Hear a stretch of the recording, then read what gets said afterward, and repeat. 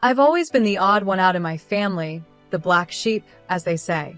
My name's Cheryl James. I'm 32 now, but for as long as I can remember, I've never really fit in. I grew up as the oldest child of two doctors, Isabella and Adam James. My parents were big shots, but none of that good stuff ever really came my way. All the attention and perks were reserved for my younger twin brothers, Scott and Charles. The moment those two were born, it was like I became invisible to my parents. At first, it was little things like them getting a bigger slice of cake or newer toys. But as we got older, it became worse and more obvious. I'll never forget my 12th birthday. I had been hinting for ages about this art set I saw in a shop window, not anything fancy, just a simple kit with some decent paints and brushes. When my birthday finally came, I was so excited to open my one present. But what did I find? A math workbook. By the time I hit my teenage years, the favoritism was right in my face. Family trips were always based on what the boys wanted. If Scott wanted to go skiing, we'd be off to the slopes. If Charles got into surfing, it was straight to the beach. My ideas were always dismissed or ignored.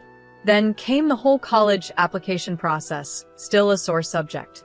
At 18, I fell in love with art restoration. I spent hours at the local museum, asking the staff a million questions about how they repaired old artwork. When I mentioned studying art restoration in college, my mom acted like I'd said I wanted to run away and join the circus. Art restoration? She laughed. Cheryl, be serious. That's not a real job. Scott even chimed in with a smug grin. Yeah, Cheryl. Why don't you do something useful, like becoming a doctor? The look of pride on my parents' faces when Scott said that I'd never seen them look at me like that. Even though my family wasn't on my side, I was determined to follow my passion. When college acceptance letters started arriving, I was thrilled to see that I'd been awarded a scholarship for art restoration. I ran into the kitchen, waving the letter around, practically shouting, Mom, Dad, I got a scholarship. My mom barely glanced up from her medical journal. That's nice, honey, she said. Did you hear the boys got perfect scores on their SATs? The day I left for college felt worlds apart from the day the twins left 3 years later. I packed up my old laptop and my clothes from the thrift store, getting ready to catch the bus to my not-so-fancy state school. My parents were too busy with their work to even give me a ride to the bus station. But there was one person who always saw me for who I was, my grandma, Julie. She showed up that day, and just before I was about to leave, she pulled me aside. Cheryl, sweetie, she said, slipping a small envelope into my hand. I'm so proud of you. Don't ever forget that. Inside the envelope was a check. It wasn't enough to change my whole life, but it was enough to make things a little easier. But more than the money, what really mattered was that she noticed me. That meant everything. College was a bit of a mixed experience for me. On one hand, I was finally free from always being compared to Scott and Charles. I could focus on my studies without feeling like I had to compete for attention. But on the other hand, money was tight, really tight. I was barely managing on my scholarship and part-time jobs. Meanwhile, I'd hear about all the fun things my brothers were doing through family calls and social media, fancy frat parties, spring break trips to crazy places, internships at big hospitals, all paid for by our parents, of course. As time passed, I threw myself into my studies. Art restoration became more than just a job I wanted. It became my escape, my happy place. There was something so satisfying about bringing beauty back to old, forgotten pieces, about revealing the hidden potential under layers of dirt and damage. In my final year, I landed an internship at a small but respected museum. The work wasn't glamorous, it was mostly cleaning and organizing, but it was a step in the door, and I was thrilled. When I called home to share the good news, my mom's response was exactly what I expected, barely interested. Oh, that's nice, dear, she said, sounding distracted. Did you hear about Scott's research paper? It's going to be published in a major medical journal. I held back a sigh. That's great, Mom. Listen, I was thinking of coming home for weekend soon. Maybe we could. Oh, I'm not sure that's a good idea, she cut me off quickly. Your father and I will be really busy. We're helping the boys with their research papers, you understand, right? As I hung up the phone, That familiar mix of anger and hurt started building in my chest again. But this time, there was something different, a small spark of defiance, of determination. I looked around my small dorm room, art books stacked on my desk and a half-finished restoration project taking up most of the floor. This was my world now, a world I had built on my own despite everything. Forget them, I muttered to the empty room. I don't need their approval. But even as I said it, deep down I knew it wasn't true. A small part of me still wanted my parents to notice me, still hoped that one day they would see who I really was. Graduation came and went without much attention from my family. My big day was celebrated with a quick dinner at a chain restaurant. "So, Cheryl, what's next?" Dad asked, barely looking up from his menu. I straightened up and tried to sound confident. "I actually got a job offer from a museum in Los Angeles." Dad frowned. "I don't know, Cheryl. Los Angeles is expensive. How much does this job pay?" I felt my face get hot as I mumbled the not-so-great starting salary. The disappointment on their faces was hard to miss. The rest of the dinner was a blur of subtle criticism and more comparisons to Scott and Charles's academic success. As we were leaving the restaurant, Grandma Julie pulled me aside. "Don't let them dim your light, my dear," she whispered, slipping another small envelope into my hand. "Go to Los Angeles and chase your dreams." Inside the envelope was a check just enough to cover my first month's rent in the city. I hugged her tightly, trying not to cry. The next few years were a whirlwind. I threw myself into my work, slowly making a name for myself in the art restoration world. During this time, I met John. He was a struggling graphic designer with a kind smile and an infectious passion for his work. We clicked instantly over our shared love of art and our experiences as underdogs in our fields. After dating for a while, I decided it was time for John to meet my family. From the moment we sat down, it was clear my parents had other plans. They fired question after question at John, each one more intense than the last. "So, John," Dad began, trying to sound casual but failing, "what are your long-term career prospects?" John shifted in his seat, clearly uncomfortable. "Well, I'm building up my client base. It takes time, but I'm making progress." Mom jumped in. "And your income? Is it enough to support a family?" My face flushed with embarrassment. "Mom, that's not," but John squeezed my hand under the table. "It's okay, Cheryl," he said calmly. "I'm not where I want to be financially yet, Dr. James, but I'm working hard to get there."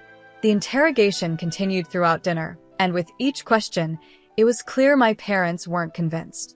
I could see John's confidence dropping and my own anger rising. As we were leaving, Mom pulled me aside. "Cheryl, honey, I know you think you care about this boy, but you need to be realistic. You've already picked a tough career path. Don't make it harder by being with someone who has no future." "Mom," I whispered, shocked at how blunt she was. Dad stepped in too. "Your mother's right, Cheryl. You need to think about your future. John seems nice, but is he really good enough for you? You could do so much better." I stood there, speechless, as all the frustration I had bottled up for years nearly boiled over. How dare they judge John? How dare they dismiss my choices once again? As John and I started planning our wedding, reality hit us hard.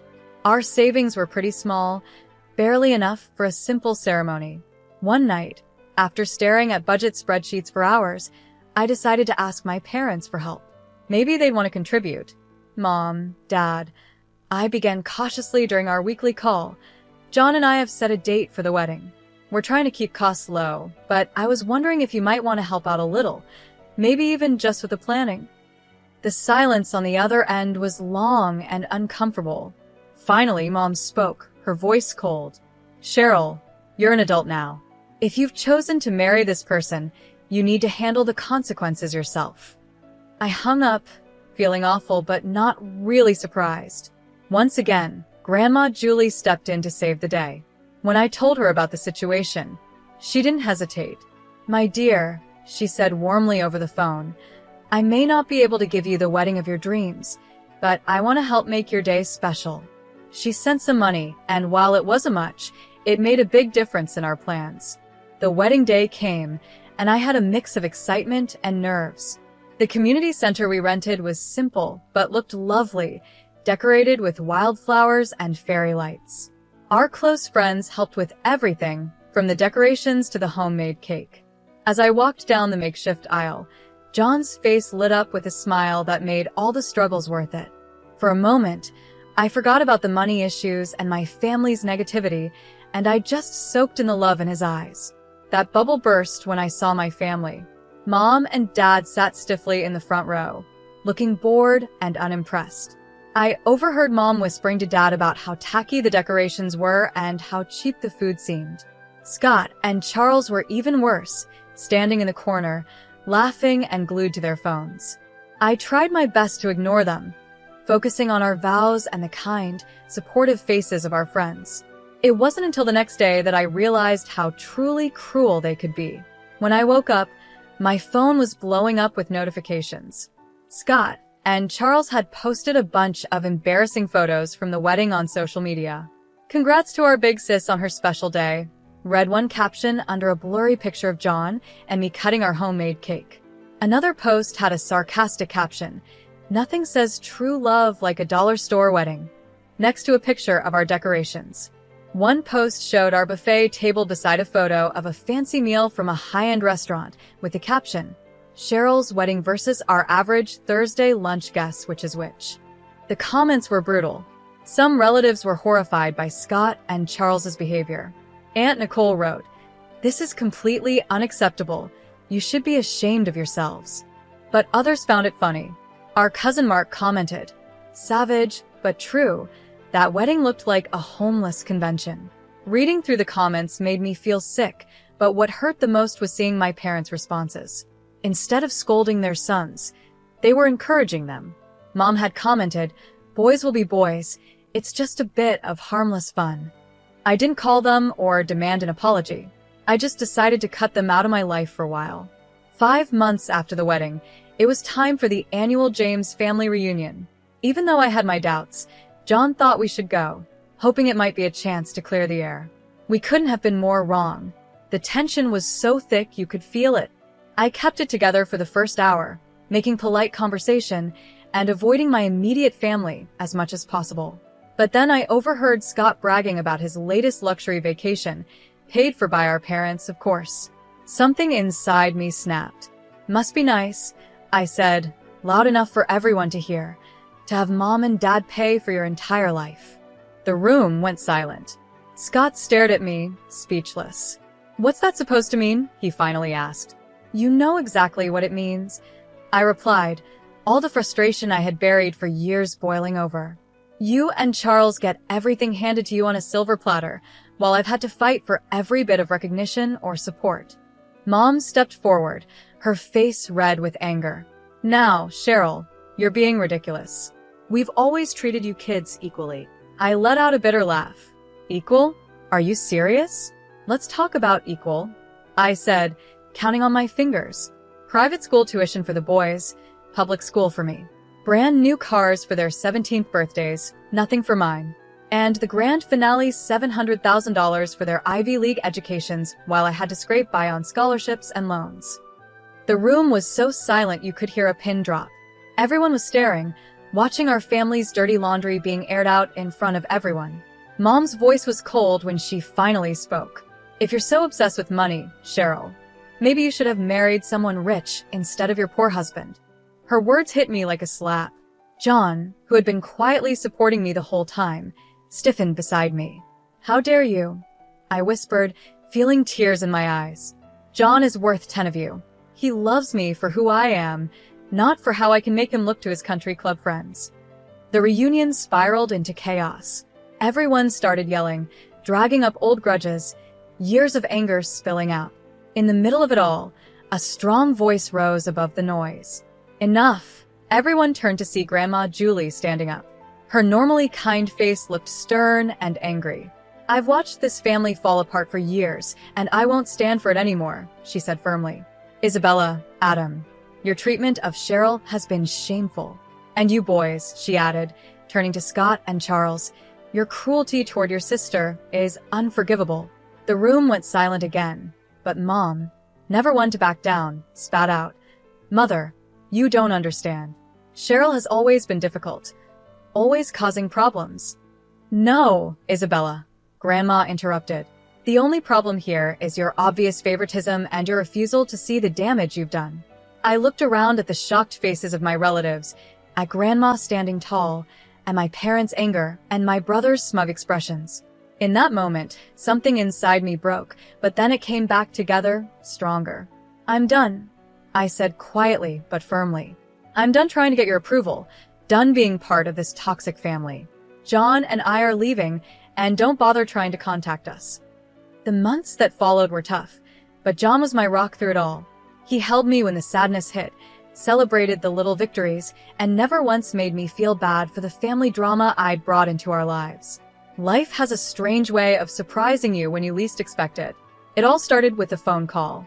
John had been working tirelessly for weeks, pouring everything he had into a pitch for a major client. The call came on a sunny Thursday morning. I could tell from the look on John's face that something big had just happened.